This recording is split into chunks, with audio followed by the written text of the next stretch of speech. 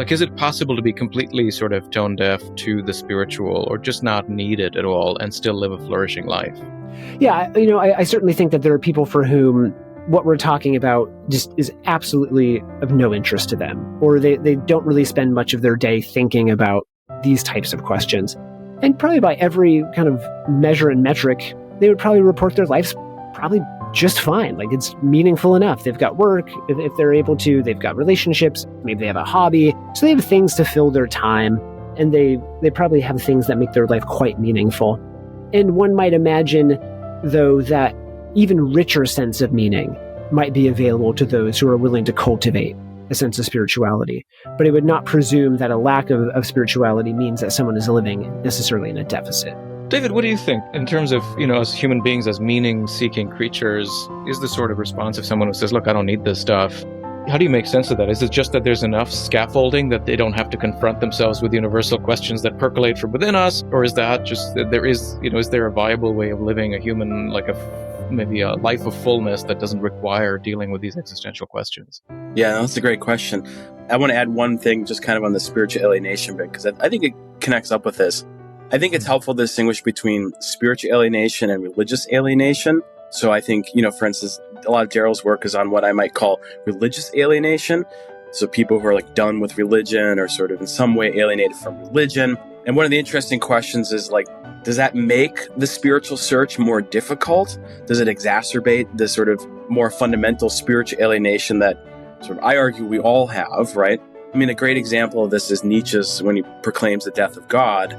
He sort of describes two experiences. One is a kind of, you might call it existential vertigo, where it's like which way is up, which way is down. You're trying to find an orientation in life, right? Trying to find a meaningful life orientation.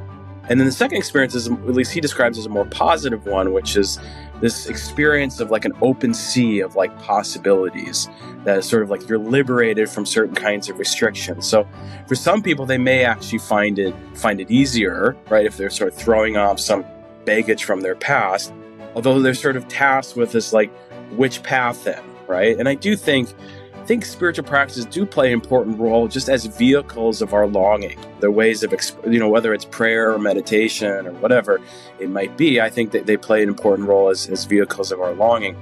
Now, I do find this question very interesting of the person who like says that they don't have any spiritual longing. I don't even know what you're talking about. Max Weber famously, he said that he was religiously unmusical. In other words, he didn't resonate with sort of religious or spiritual questions.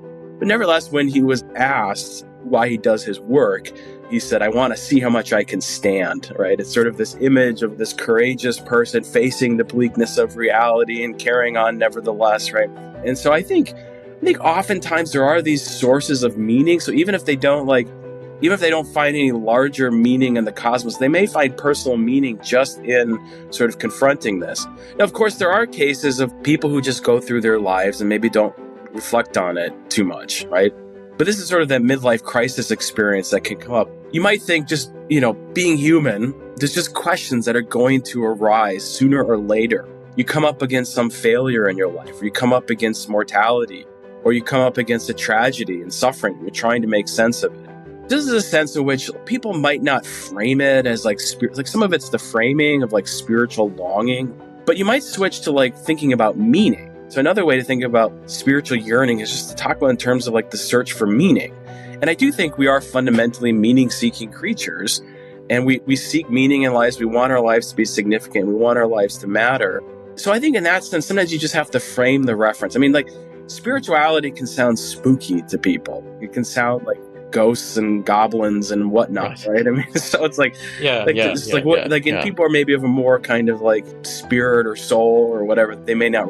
I mean, part of that, I just think of it as this realm. One philosopher, John McDowell, calls it the space of meaning. We live in the space of meaning. We sort of swim in it. We're already in the midst of it. So in that sense, I think if we reframe it as like search for meaning or search for fullness, I think as you did yourself, I think it's more easier to see how that's kind of a universal human quest.